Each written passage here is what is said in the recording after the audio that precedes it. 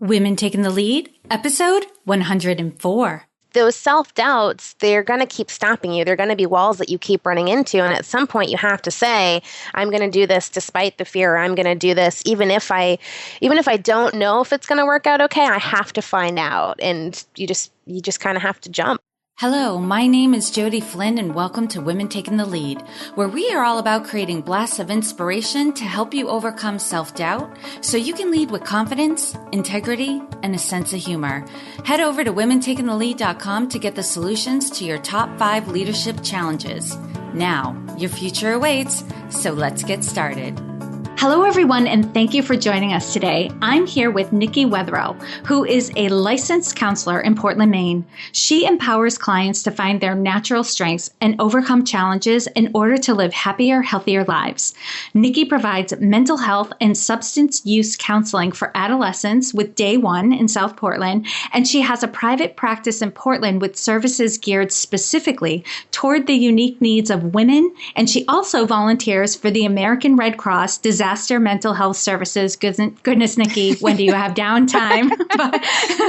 but that's just a little, seriously, that's just a little intro for everyone. But tell us more about you and your own humble beginnings. Absolutely. Well, thank you for having me here, Jody. Believe it or not, I do find some downtime in there. Certainly, boundaries and quiet time for myself is a really important thing to be able to do all this stuff. And the importance of that is something I learned, through my life. But I was fortunate enough to come from a family who was very warm and loving and supportive and, believed in you, and you can kind of be anybody you want and do anything that you can, which was really great. But the flip side of that is, in my own personal life, I have a trauma history. I overcame some abuse from when I was younger.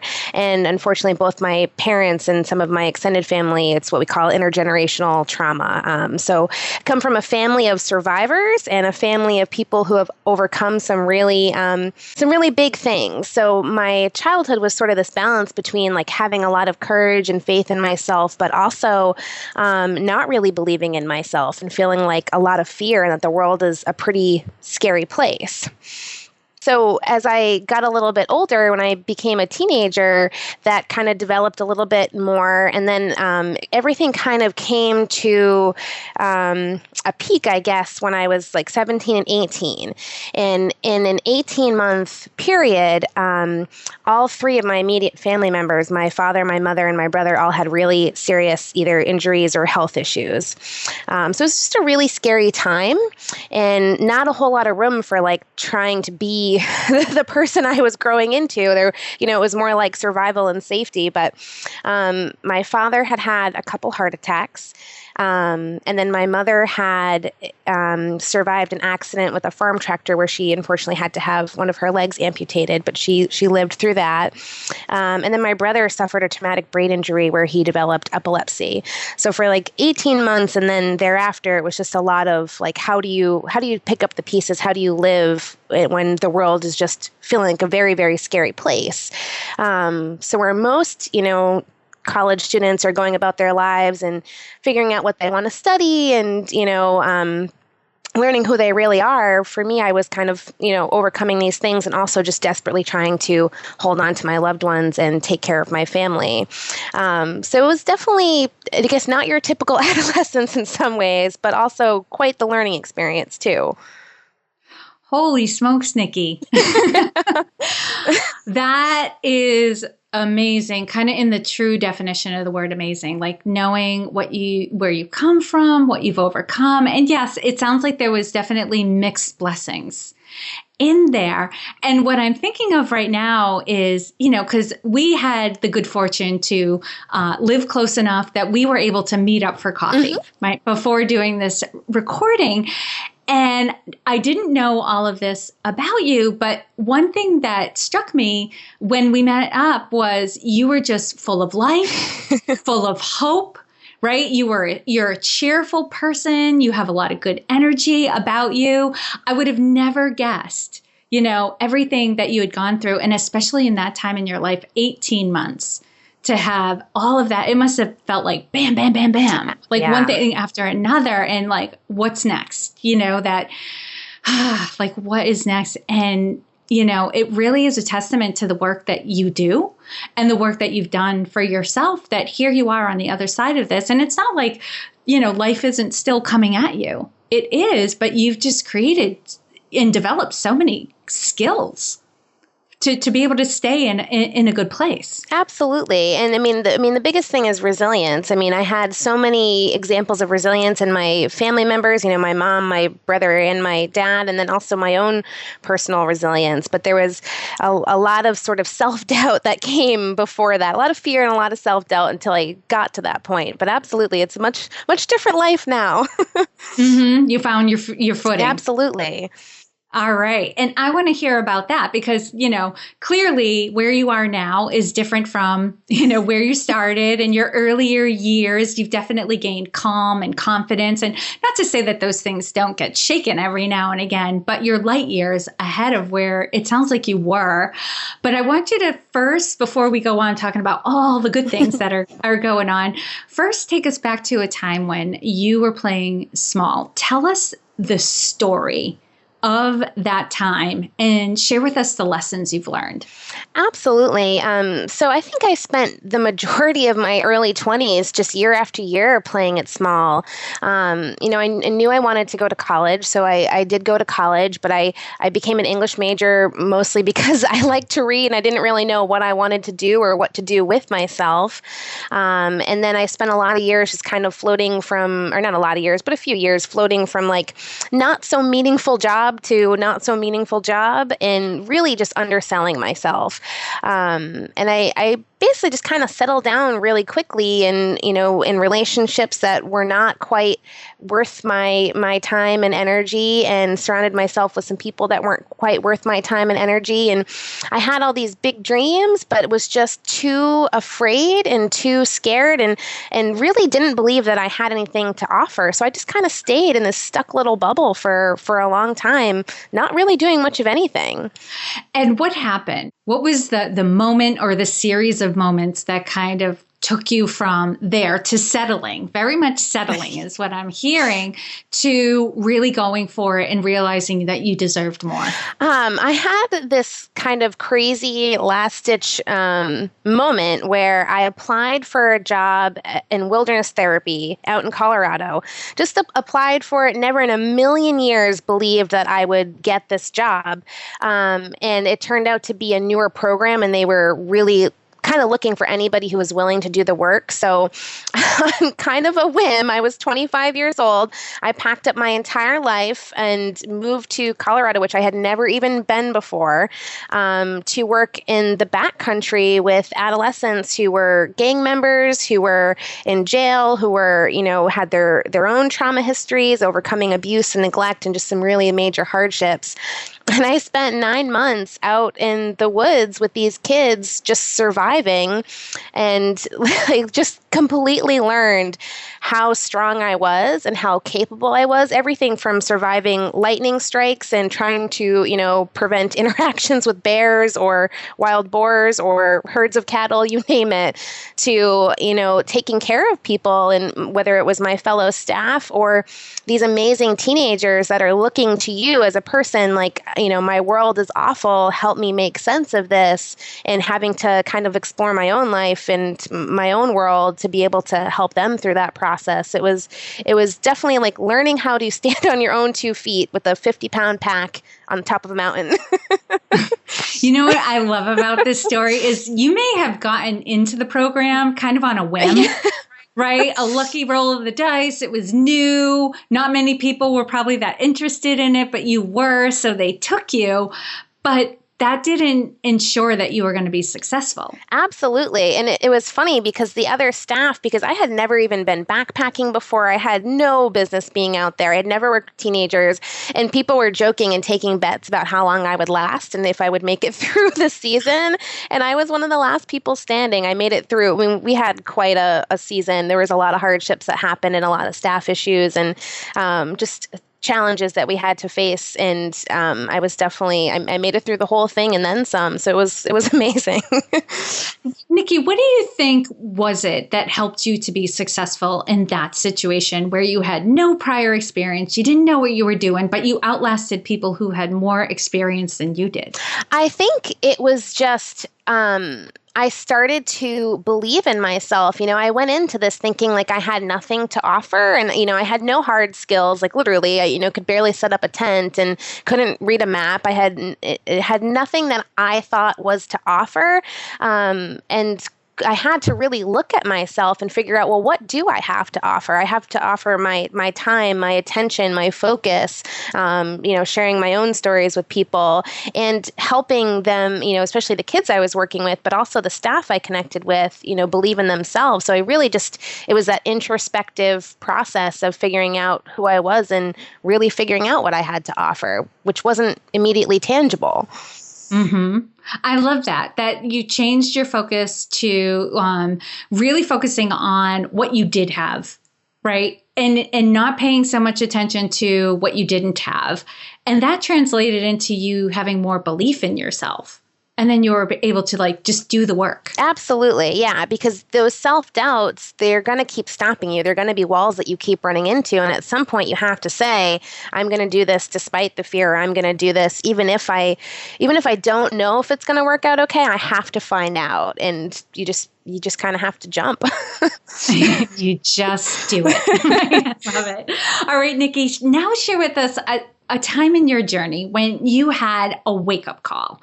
Take us back to that moment and share with us the steps you took that led to your success. Absolutely. So this is a very definitive moment in my life. While I was out in Colorado, there was one particular 14-year-old girl that I was working with, and she was just the quietest, shyest little thing. Like she never said a bad word to anybody. So for the 3 months she was there, we didn't really get to know her very much. And then in the last few weeks, I had a moment alone with her, and she just looked me dead in the eye and told me this story of this, horrible abuse that she had suffered and overcome. And she asked me, why did that happen? And how do I live with this? And at the time, I wasn't a therapist yet. I didn't have the training to quite understand that. But I knew at that moment that I wanted to figure that out. Like, how exactly do you help somebody heal from that? How do you help somebody find the strength and the value that they have in themselves to overcome those things? And it was also this very scary moment of knowing that I was going to have to do that myself too. And it was just this ripple effect that changed the rest of my life. And what did you find in that moment? Like, what was it? I mean, not the specific words, right? Because that's different with every situation. But what did you pull on in yourself to help you and her get through that moment? I think it was just the knowing that the process is never going to be easy, and it's really hard to look at the truth of things, but it will be so worth it to unpack all that hurt and leave it behind you and go forward in a much better, beautiful way in your life. So again, what I'm hearing is very similar to your playing small moment. Like the key for you in this situation and in that situation was just focusing on what you can do. Absolutely. And taking that first step, right? And facing reality in the eye. Too. I imagine in that moment, it was just acknowledging. And what was really brave about her is like she was sharing with another human being that this happened. Yes. Yeah. And sharing your story is such a powerful and healing thing. It's really amazing. And to bear witness to people's stories is a really amazing thing. Mm-hmm.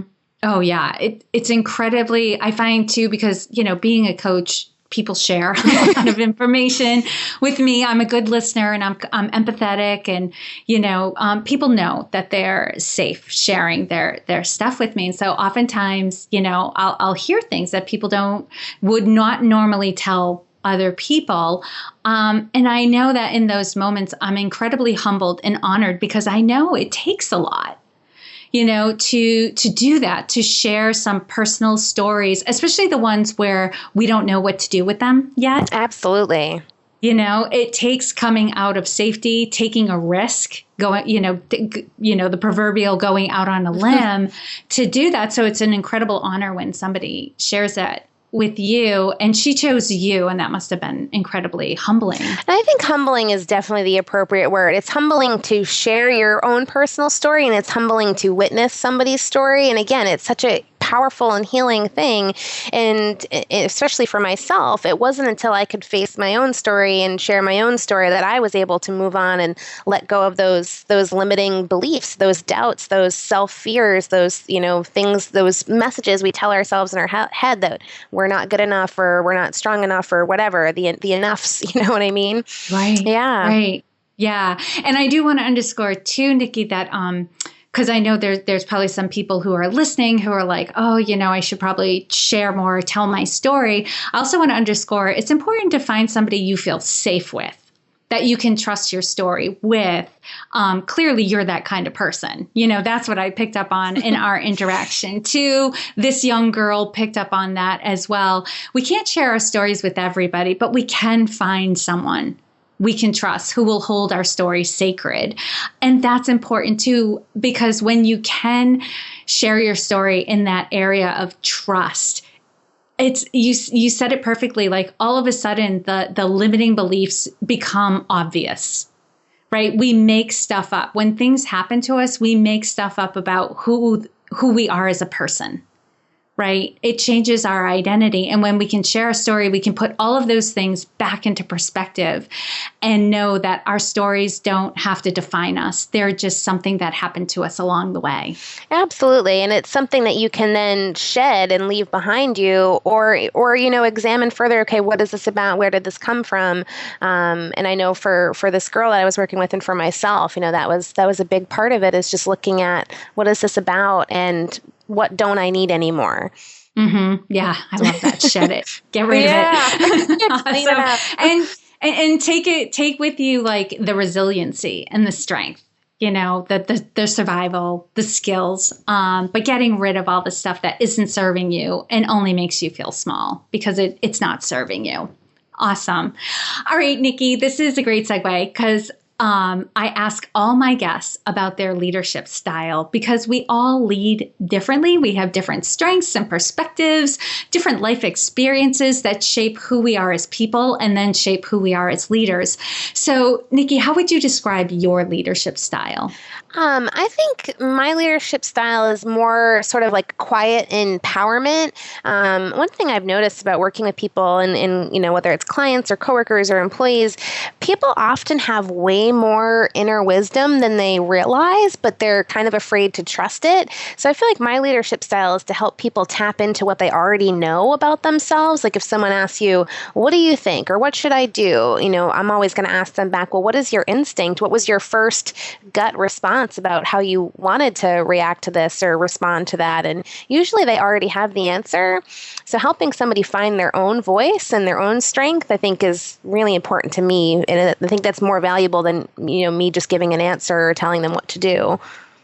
Oh, I love that. And I can't source the quote, but there's a great quote out there that says, great leaders do not create other followers. They create more leaders. Oh, yeah. And that's what you're doing when you help other people tap into what they have within them already. Like those are things that they can bring forward that won't just help them in this situation, but will help them forever. Absolutely. Like there's a ripple effect. Very cool. All right, Nikki, what is one thing that you're working on right now that you're really excited about and you want to share with us? I think the thing I'm most excited about right now is my private practice, mostly because it allows me to do different work than my day job, where I'm connecting with adults that know themselves, they know what they need, and they're just looking for somebody to help them through that process. And, we come back to that humbleness, I get to bear witness to their stories and help facilitate that change and that growth, and watch them kind of sort stuff out for themselves with just a little bit of help. And that's a beautiful thing to be a part of. And I'm really enjoying that right now. And in your introduction, I mentioned that your services in your private practice are geared specifically towards the unique needs of women. What are some of the things that you're focusing on in your private practice or that your clients bring to you to work on? Well, it's a lot of what we've been talking about. It's those self-limiting beliefs. It's those, sorting through past experiences that maybe led to current defeating thought habits. Those fears, those doubts of I'm not good enough, or the world is a scary place. It's breaking those thought processes down and figuring out how they affect our moods and our feelings and our behavior, and trying to kind of replace them with something more functional and certainly more helpful.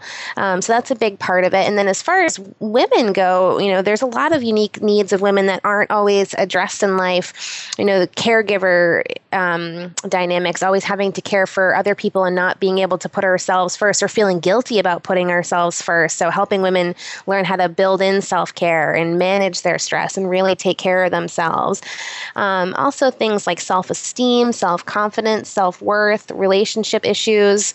So a lot of really cool things. Yeah. And you and I both love working with women, right? So we have that in common too. So, and for those of you listening who are really connecting with Nikki and would love to work with her, we're definitely going to have her contact information at the end of the show and in the show notes page too.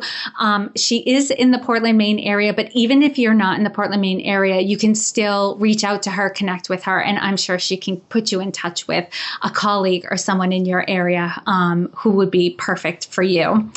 All right, Nikki, now we're going to transition into our leadership roundup. So tell us, what is one practice you have that helps to make you a better leader? I think for me, that is recognizing what I don't know or where I'm stuck. So being able to say that, this is a problem for me, or I need help with this, because that's going to help me grow. It keeps me human and humble. And it's just going to help me become the best version of myself and just keep doing things better and better. I love that, because you're not going to learn if you don't first acknowledge that you don't know. Absolutely. It's the lead in. Yeah.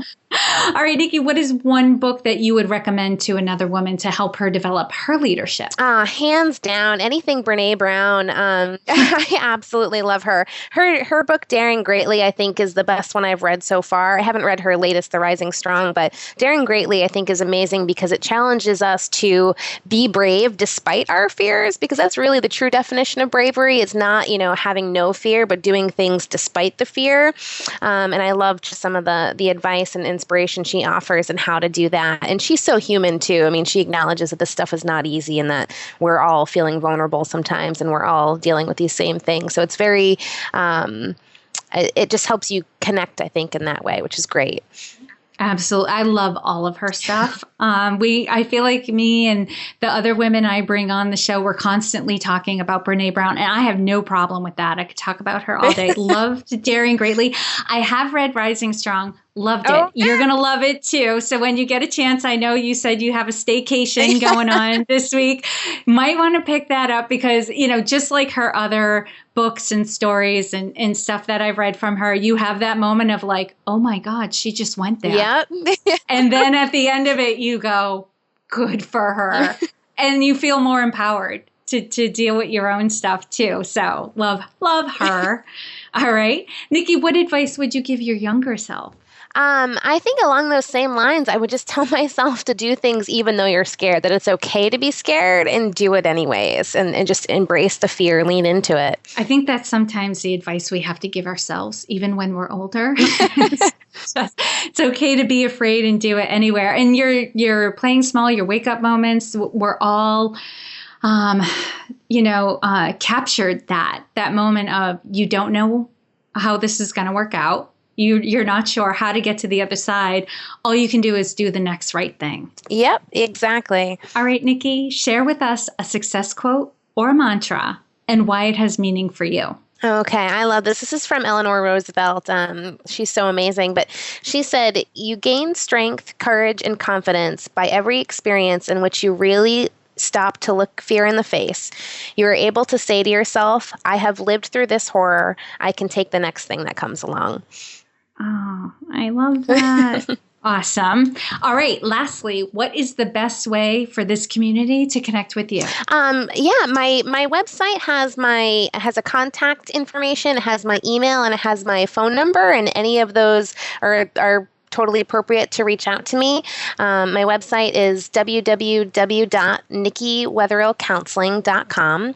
And that's Nikki, Nikki, Wetherell, Wetherell, counseling.com. Awesome. And for those of you who are in the car or on the run, don't worry about it because the link to her website, to Nikki's website, and all the resources shared in this episode, you can find them at womentakingthelead.com, or you can use the short link, which is womentl.com, and you can put Nikki, Nikki, in the search bar, and her show notes page or the blog post that accompanies this episode will come right up. And Nikki, thank you so much for taking the time to inspire and enlighten us. We are all better for having met you. Oh, thank you so much, Jody. I'm really happy to be here and really honored for the privilege. Thank you for joining me on Women Taking the Lead. Were you inspired to take some action today, but maybe don't know where to start? Or maybe you have so many great ideas you can't decide where to focus your attention. Don't let stress or overwhelm stop you from having the career, the business, or the life you want to live. Head over to womentakingthelead.com/coaching or use the short link womentl.com/coaching to sign up for a consultation with me. And to strengthen you on your leadership journey, I'd like to send you off with a quote from Marianne Williamson, so here goes. Our deepest fear is not that we are inadequate. Our deepest fear is that we are powerful beyond measure. It is our light, not our darkness, that most frightens us. We ask ourselves, who am I to be brilliant, gorgeous, talented, fabulous? Actually, who are you not to be? You are a child of God. Your playing small does not serve the world. There is nothing enlightened about shrinking so that other people won't feel insecure around you. We are all meant to shine as children do. We were born to make manifest the glory of God that is within us. It's not just in some of us, it's in everyone. And as we let our own light shine, we unconsciously give other people permission to do the same. As we are liberated from our own fear, our presence automatically liberates others. Again, thank you for joining me, and here's to your success.